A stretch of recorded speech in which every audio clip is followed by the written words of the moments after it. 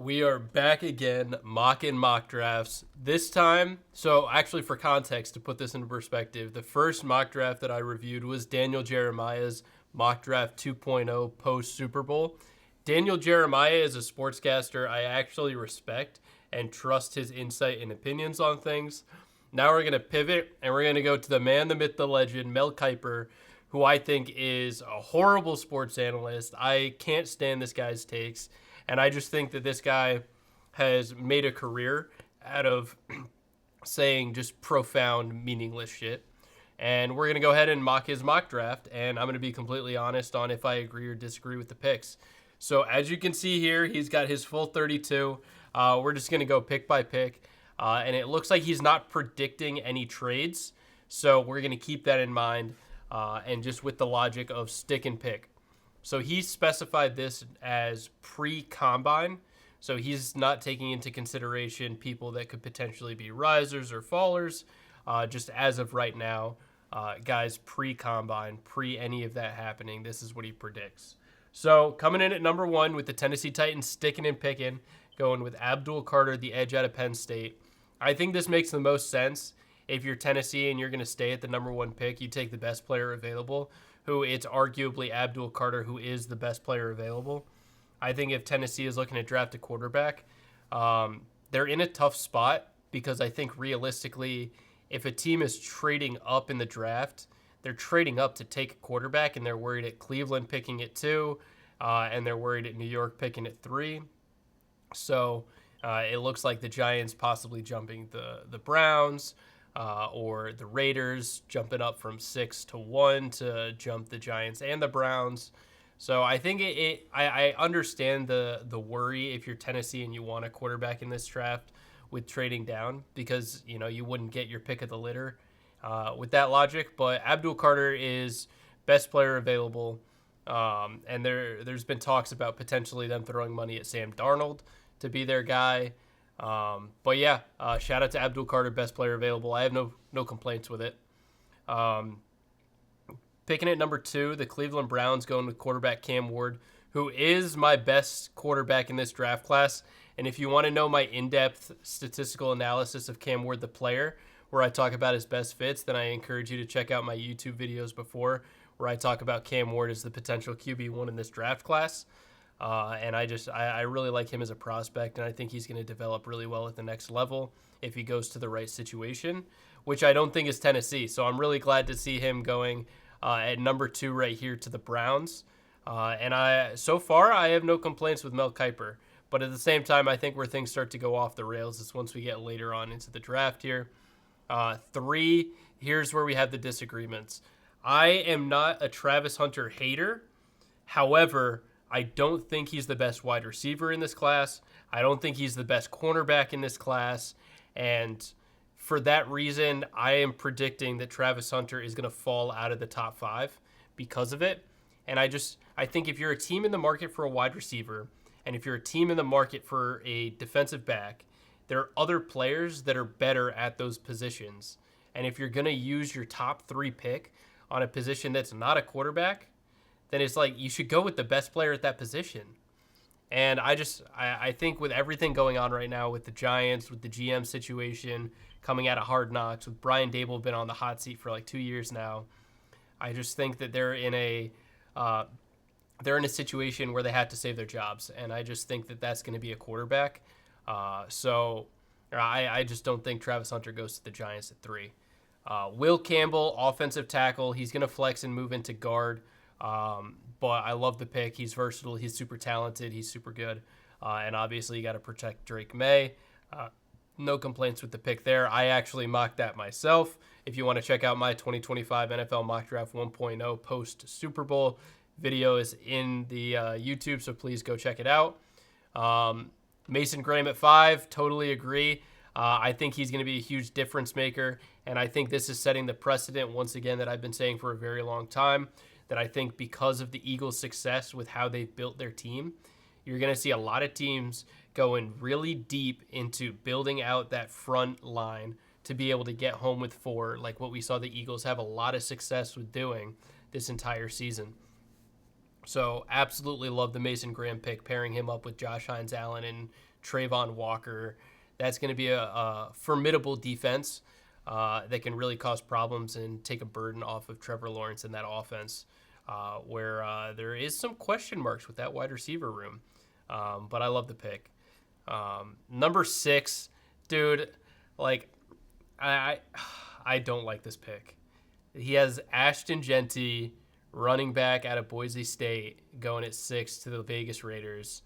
I understand that the Raiders need a running back, and I understand that in the past few drafts, we've seen guys like Bijan going at 7, Jahmyr Gibbs going at like 12, and you've seen a boom in first round running back success with guys like Saquon Barkley, for example, who was also a top 3 pick by the Giants just a few years back. I also support the idea of taking running backs high in the first round, because if they're at their theoretical peak in their rookie deal, then drafting a running back in the first round, you get that 5th-year option, and you're drafting them at their peak when they're going to be able to provide the most upside. So I understand spending a premier pick on a running back, and I support the logic if you can do it. I don't see the Raiders passing on Shedeur Sanders if he's on the board at 6. And I don't see a world where they would say that Ashton Genty is the preferred pick in that situation, when there's a lot of really talented guys on the board at more premier positions that would directly benefit them. Of course, Max Crosby has been in trade rumors left and right, getting younger in that defensive line. With edge, you've got Jalen Walker, who's sitting there. If you want to get more defensive back help, you've got Will Johnson, who's there. If you need a quarterback so you don't have another round of Gardner Minshew and Aiden O'Connell, then you've got Shedeur Sanders, who's on this board already.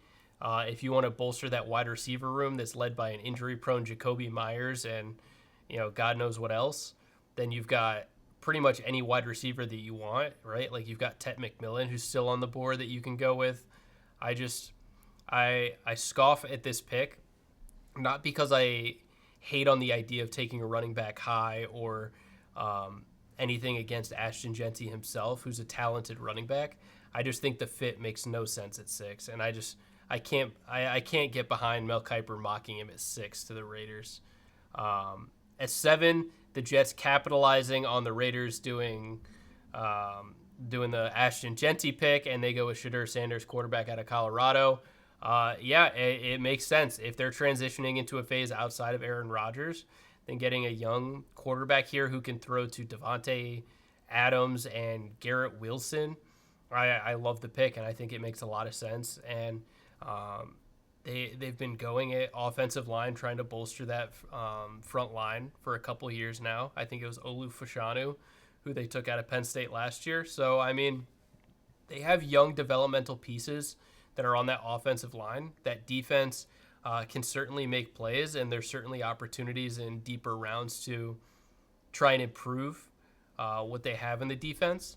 But I think it makes perfect sense to have the Jets go Shedeur Sanders here if he's on the board at 7, which I just don't think is going to happen. But we keep going, and we have the Carolina Panthers going with linebacker Jalen Walker out of Georgia. I think he's an athletic freak. I think this is a guy who's going to test well at the combine and is just going to be on a lot of people's top 10 mocks. And I think it makes perfect sense. Just get talent wherever you can get it if you're Carolina. And I have no complaints with it. Number 9, the Saints going with Tyler Warren. I don't like that pick. I feel like I find myself low on Tyler Warren, the player. I understand his versatility in that he can block, he can receive. I think he was even taking rushing attempts back at Penn State. He's really such a do-it-all tight end and can do a lot of things for your offense.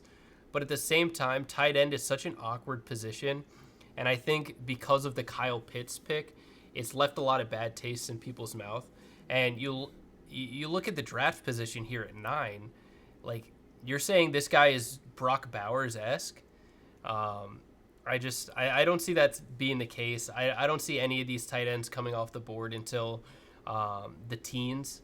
I look at a team like Indianapolis as the best fit for taking a swing on some of these tight ends, especially a team like the Saints who really need to just get talent at more premier positions and are just in like cap hell right now.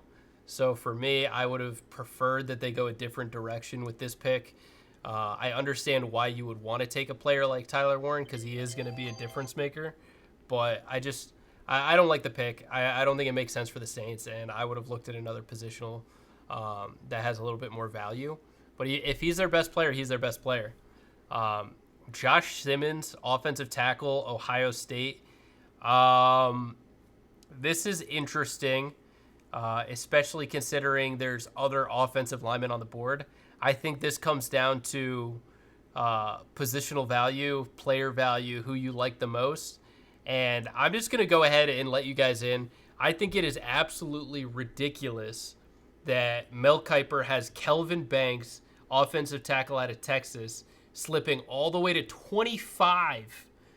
Are you kidding me? I don't understand it. I think Kelvin Banks is one of the best offensive tackle prospects in this draft. And the fact that you have him falling to 25 to the Texans makes no sense when you have Josh Simmons, Armand Membu out of Missouri. Who else do they have? Tyler Booker, the guard.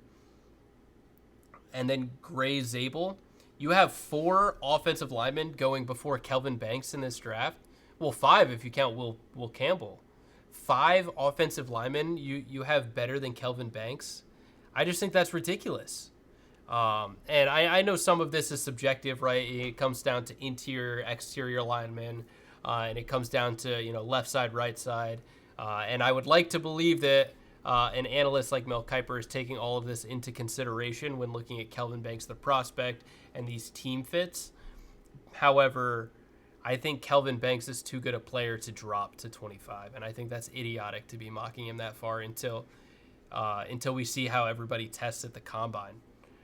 And to sit here and say this is pre-combine, I smell some bias coming in here.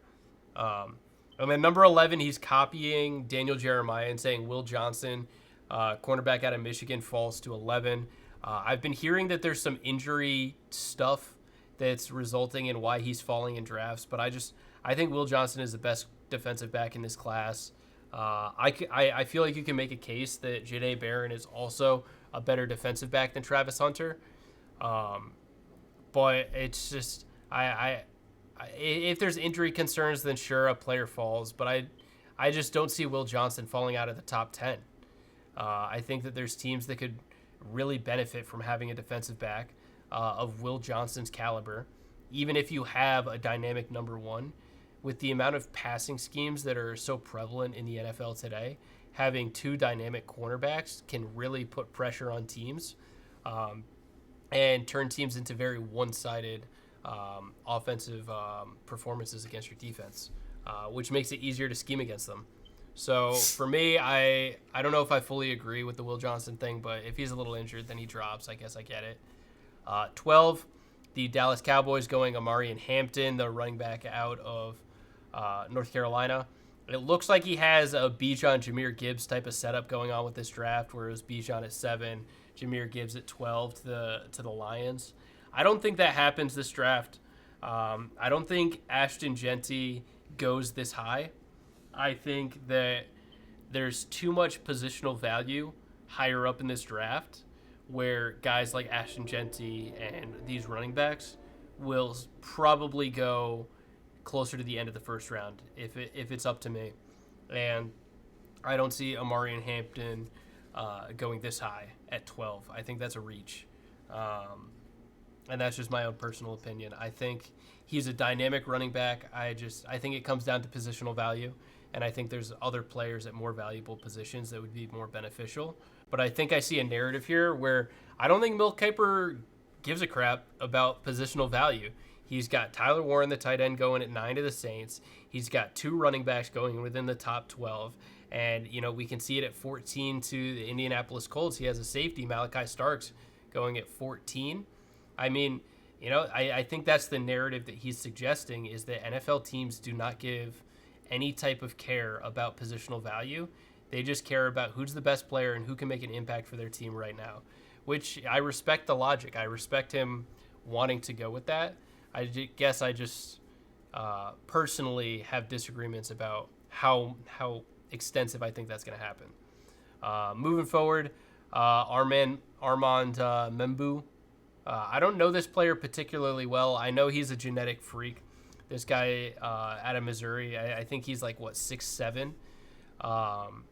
He's a bigger body, and I think people like those intangibles, if that's what we're gonna call it. Miami needs the protection for Tua, super injury prone, and we saw the difference Tyler Huntley made when he came into that offense without Tua. That offense needs Tua in order to be successful and compete. And when we look at that division, the Patriots are going to be getting better. You can make an argument that the Jets can only get better. And then, of course, you've got Buffalo. That's going to be a difficult division for Miami. And Tua's going to need all the type of protection that he gets. So I totally understand the pick here, and I think it makes sense if he's your best player on the board. But once again, Kelvin Banks sliding to 25? Come on, man. Come on.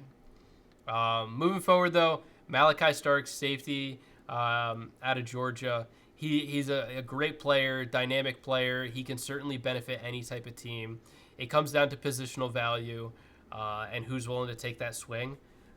He's absolutely a difference maker, and I can absolutely see a world where the Indianapolis Colts bolster that defense with just getting another difference maker on their team. Yeah, I have nothing to say about it. I think it just comes down to if you give a crap about positional value. I think the GM of the Colts has shown a precedent that he really values athleticism and tends to favor guys who score very high athletically at the combine in his drafts. Who is it? Chris Ballard is that the GM? I believe his name is. And so I think you'll get a better idea of Indianapolis Colt draft pick post combine. So I guess part of what Mel Kiper is suggesting here is that Malachi Starks is going to be a guy that tests well at the NFL Combine coming up. But moving forward to 15, I love the pick. Mike Green at 15 to the Atlanta Falcons, the leading sack getter out of Marshall this past year. This guy has been the biggest draft riser. I've seen mock drafts of him going inside the top 10. I've seen mock drafts throughout the draft process where he's more of a late first round guy. But I think currently where Kiper kind of has him going right here, I think makes the most sense. I was thinking Arizona would be the perfect fit for him, but the Falcons sniping him away just to pick before at 15 absolutely makes sense. Comes down to what type of skill set they value most and what type of player they think would fit well with the guys they ultimately would sign in free agency. So I think it makes sense, and I actually do agree with that pick. I think it works for Atlanta, which sucks for the Arizona Cardinals because I bet they were probably eyeing Mike Green as the guy they wanted. They are desperate to get any type of edge help that they can. I think there's a couple of guys that they could be eyeing in free agency. I'm looking at Chase Young. I'm looking at Malcolm Kuntz. I'm looking at some of these older aging guys like DeMarcus Lawrence. But going with another difference maker like Shamar Stewart, I think makes sense. I had him falling in my own mock draft, but I think they just have to take a swing on the best edge that they have available. But in terms of like, if I'm looking at the board here and I'm looking at edge rushers, this is another disagreement I have with Mel Kiper.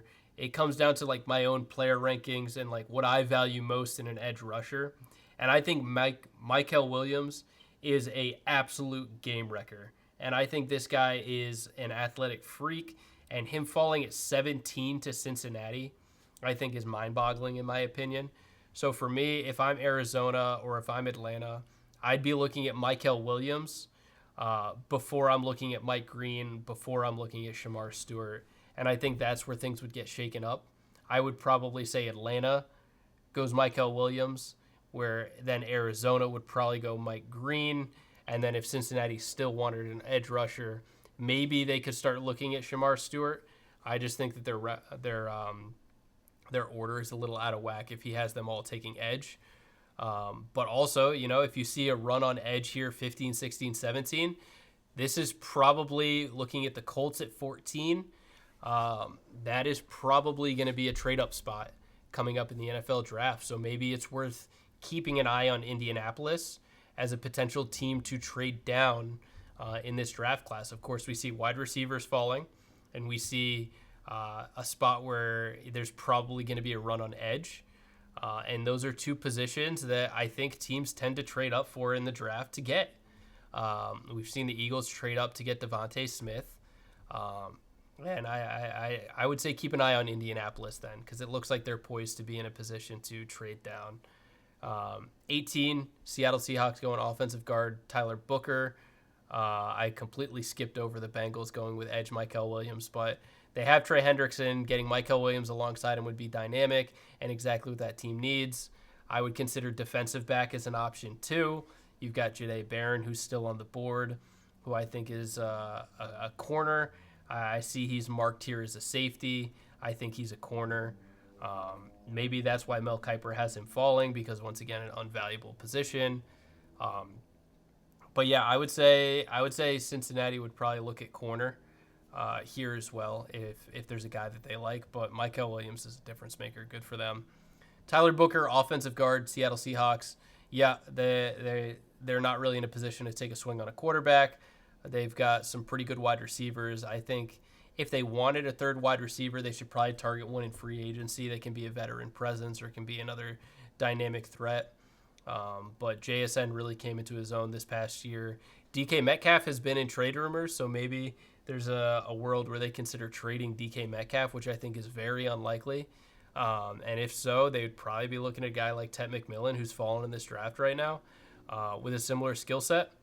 But for the most part, I think it makes sense. Just interior offensive line, just get another piece there. Jahad Campbell, I had this exact same mock. Versatile linebacker. I really love his skill set, and I think a lot of teams are really going to value that skill set. And if he tests well at the combine, I see this guy also being another riser in the draft higher than 19, or potentially being a guy people consider trading up for if he starts to fall. But sticking and picking at 19 for Jahad Campbell, I got no knock for Mel Kiper. And I find myself agreeing a little bit more than I thought I would with this draft so far. Looking at 20, Denver Broncos going tight end Colson Loveland. Makes sense. I don't knock the pick. I think it helps Bo Nix, who's a very check-downy quarterback, getting him a safety valve like Colson Loveland, who can also help in the run game. I will say, when I'm talking about tight ends, I think there's a lot of tight end depth this year that also hurts the urgency to take a tight end at the top of this draft. I think a lot of teams, if there's positional value that thins out in this draft early, then you would want to favor that earlier on in your draft, as opposed to just taking the best tight end in an already deep tight end class, which is another narrative for running backs too. This is an unbelievably deep running back class, and to take the best guy at 6 when there's going to be so many at really any pick that you have in this draft, what's the urgency? And same thing with Colson Loveland. Great player, could really fit into what you do with your team, but what's the urgency, man? Like, you still have a lot of really good options at tight end that you're going to be seeing in that second round. So it's just, I have my qualms about it. But good player, he'll fit in. And you steal it away from Harbaugh at 22, which I think is probably a guy they had their eye on. 21, the Steelers going with Emeka Egbuka, get another playmaker to help out whoever the heck is going to be throwing the ball for them. It makes sense. Get a playmaker. I don't really know what's going on with Roman Wilson, but they probably have just admitted defeat at this point with that if they're going to be taking Egbuka. This is probably the highest that I've seen him going in anybody's mock draft. And I think when it comes to these wide receivers, they're very scouting combine reliant in terms of how they flow through the mock drafts and people's big boards. So I think it comes down to how Egbuka tests, how he does in team meetings, and he's also an older guy. He's been in the NCAA. He's been with Ohio State for years now. Perhaps teams value a younger prospect with a little bit more age upside to develop. But, he's a good player. He can do a lot of things for a team, and he can create separation, which is just going to be exactly what you need to pair alongside a guy like George Pickens.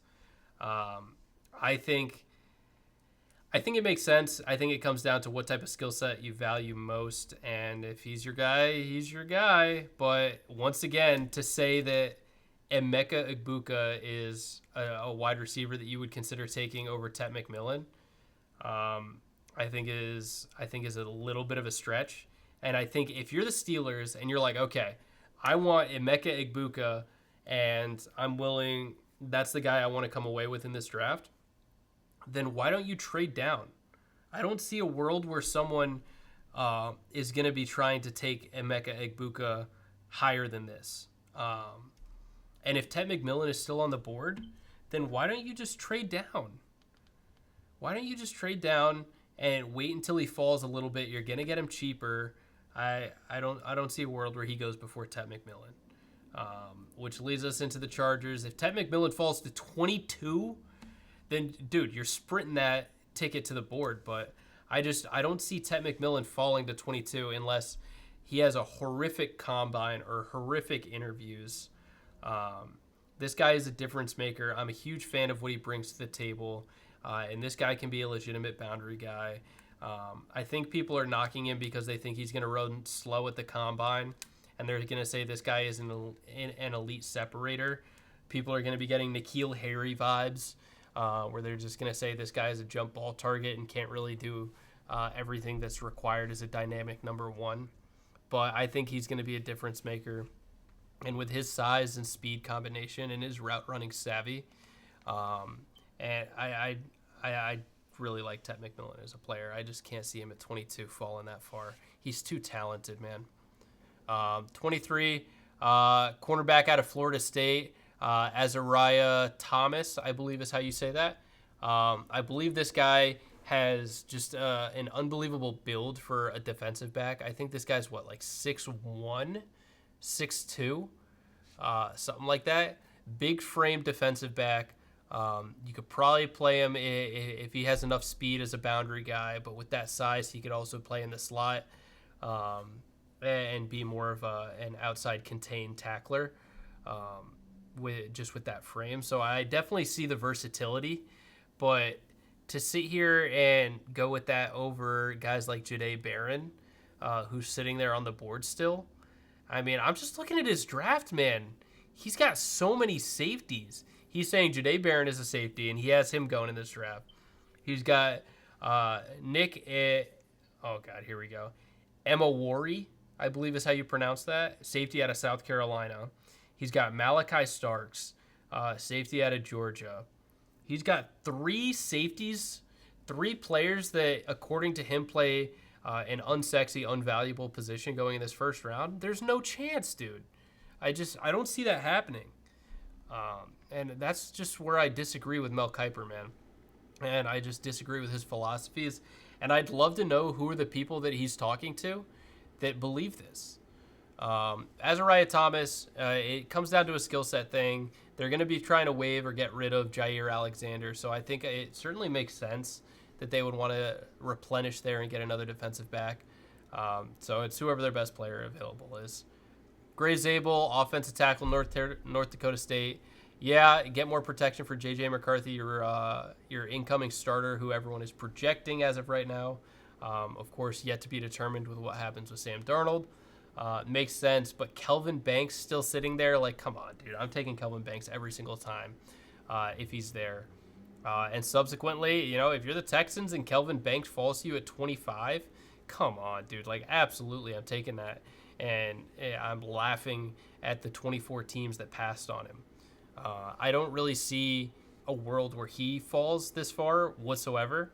And I'd be curious to know why Mel Kiper doesn't have Kelvin Banks in his top 5 offensive linemen in this draft. I find that to be idiotic, to be honest. And we move forward. I'm not going to rant on that too much. He's a great player, and he deserves to go higher, and I think he will. Josh Cornerly, offensive tackle out of Oregon. I think this guy is also going to be a riser. I think he's going to test well. And with the Rams, they've had a lot of success with drafting recently, and they've had a lot of success with late drafting and identifying talent. And if Josh Cornely is their guy, then I think that makes a lot of sense. You've got an old, aging quarterback, which means you're either going to be trying to phase in and develop a new guy, but either way, you have to maintain the injury-prone guy that you have here, so that way he can continue to do what he does best. And Matt Stafford still is one of the best. He's a top 10 quarterback in this league. You don't really know what's going to happen there. He wants $50 million. Do the Rams do it? I don't know. But he's old. He's like 37, 38 years old. He's got back spinal issues. You want to protect him. So get an offensive tackle. Love it. Nick Emanwari, safety out of South Carolina, athletic freak. I've seen a lot of people's mock drafts like Bengal who are a big fan of what he does. Does he go this high to Baltimore? If they value his skill set, sure. I think that there's probably other premier positions that they look at first. I think like rotational edge depth is going to be something that's valuable, that's needed. So, you know, if they don't think that there's a better player on the board than this, then sure. But I mean, dude, look at a couple years ago. Brian Branch was the best safety in his class and fell to the Lions in the second round. Like, in what world do you see three safeties in the modern NFL go in the first round? Like, I don't agree with it, man. Nothing against the player, nothing against the Ravens. It just the position, man. The Detroit Lions going with, I'm going to try this one, Oluwafemi Oladejo, linebacker out of UCLA. I think I nailed that. I think I stuck it. I think he's an athletic freak. I think this is another guy who's probably going to rise because he tests well at the combine.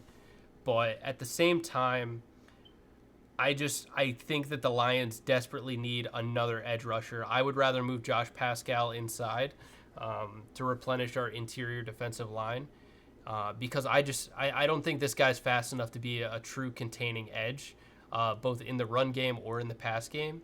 And I think you need a difference maker who can pair alongside Aiden Hutchinson and offer that. Because the minute Aiden Hutchinson got injured and we had to put Josh Pascal out on the edge, our defense fell off a cliff. We were not able to contain, and we were giving up points left and right. And you look at the game that we played in the playoffs, dude, we gave up so many points, dude. And we would have benefited from more edge contain help to contain a guy like Jaden Daniels who scrambled all over us. I mean, an aging Austin Eckler kicked our ass. So, I mean, we need contain help. I would look at edge here, and whoever your edge is that you value the most at this spot, I would consider going with him. And that's all I have to say about that. Moving forward to the Commanders, Maxwell Hairston, cornerback out of Kentucky. I got to do more of a deep dive into the entire cornerback class to get a better idea of who he is as a player. But, yeah, I think the Commanders are going to be big spenders.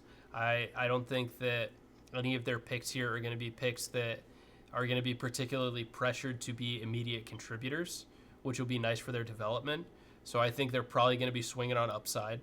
So if Maxwell Hairston is a guy that they think has a lot of upside as a player, then certainly that makes sense. I would consider them going at an unpopular opinion and trying to get a talented linebacker. Bobby Wagner is getting up there in age. They have Frankie Louvu, who is a good player. But I think having another versatile linebacker piece, I would consider even trading their capital and like going and grabbing Jahad Campbell, because I think he's a versatile piece that can do more. Even if they try and resign Bobby Wagner, I don't think Bobby Wagner is the same player that he was. I think he's more of a one-trick pony now as a mid-blitzer, and I don't think he offers much in the pass coverage game anymore. He's just not the same. He's lost a step, and I think you need to replenish that linebacking core. Jahdae Barron to Buffalo. He's an unbelievably talented player out of Texas, and they would be lucky here. I have them going wide receiver, though. I think that they take whoever the best wide receiver is on their board at this point. You've got guys like Matthew Golden, guys like Luther Burden. There's a lot of talented wide receivers that are still on the board for Buffalo that they could take a swing with here. that Mel Kiper has falling out of this draft for whatever reason. And I think Buffalo is a team that's going to just, take a swing on as many wide receivers as they can, throw it against the wall, see what sticks, and whoever is the guy that tests well, or the guy that they think is best to pair alongside Keon Coleman, I think they do. Ariante Ursary, offensive tackle out of Minnesota, I like a lot, and I think makes a lot of sense for Kansas City, who's going to be losing Trey Smith and not having a lot of money to spend in free agency. It makes sense whoever their best guy is. And last but certainly not least, I completely disagree with this pick, and I don't understand why they would do this. They've got Jordan Davis. They've got Jalen Carter. Why do they need a third defensive tackle? Like, come on, man. I think the logic here is that you would shift probably Jalen Carter to be more of like a 3-4 edge rusher, as like a left or right end. But he's playing technically interior because you have your outside linebacker as the true edge rusher in a 3-4 scheme. But I don't like this pick. I would rather just look at another edge rusher, to be honest. They're going to be losing Josh Sweat. So it would be Nolan Smith with somebody else as their edge rusher. So, I mean, I think that there's a lot of interesting edge rushers that are clearly falling in the draft. Ezeraku, the edge rusher out of Boston College, I think has a lot of really awesome intangibles, and I think he's a guy that'll test well at the combine, that'll rise up people's boards because of it. And seeing a team like Philadelphia sneak in there and get the East Coast guy, I could see that happening. I don't think that they go James Pierce Jr. because I think he has too redundant of a skill set to what Nolan Smith already brings to the table. I think this is a waste of a pick, going with an interior defensive lineman when they have such talent there already. And yeah, that's all I have to say about Mel Kiper's official pre-combine 2025 NFL mock draft. What do you think? Do you agree or disagree with some of the picks, some of the thoughts that I had here? Just my initial reaction as a guy who does not like Mel Kiper as an analyst and clearly disagrees with a lot of his opinions on things. Obviously, the draft, we aren't going to know what comes up, but I'm curious to know everyone's thoughts, so make sure to like, comment, and subscribe down below. Let me know your thoughts. I'm going to be pumping out as many off-season videos as I can, and I look forward to seeing you all in the next one. Peace.